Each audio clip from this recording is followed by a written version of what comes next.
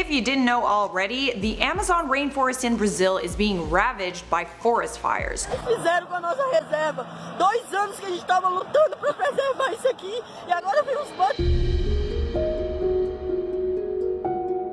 This is the sky of the biggest city in Brazil. However, it's not nighttime. No, it's Sao Paulo at 3 p.m. This was after smoke from one of the 72,000 plus fires that have occurred in Brazil this year traveled an estimated 1,700 miles, cloaking the city in darkness. Now, to put that into perspective as to just how much smoke is being produced, it traveled the distance it'd take to get from New York to, say, Colorado, and was still able to plunge the city into complete darkness. And it's all due to the fact that the Amazon, known as the Earth's lungs, have been ablaze at record-breaking rates. Meaning what, Bill? What I'm saying is the planet's on fire. And yet, nobody seemed to care. Well, until now. Fires, floods, and crop failures.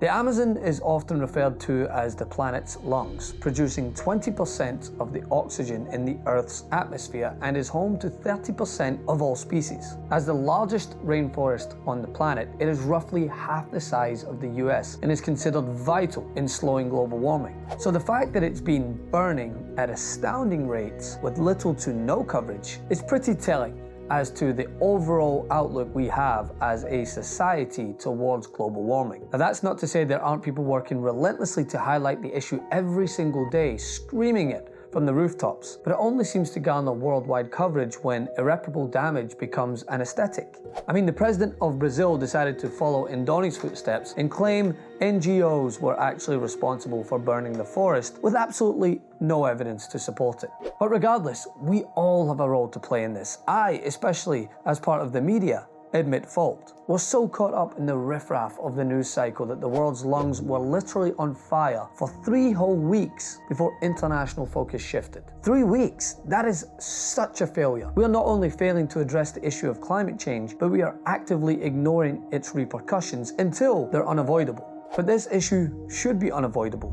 Daily, a total of 3 minutes was spent on climate change at the recent Democratic presidential debates. 3 minutes. Meanwhile, 3 weeks go by, and we're oblivious to the fact that 20% of the world's oxygen supply is under attack. We must do better. I vow to do better.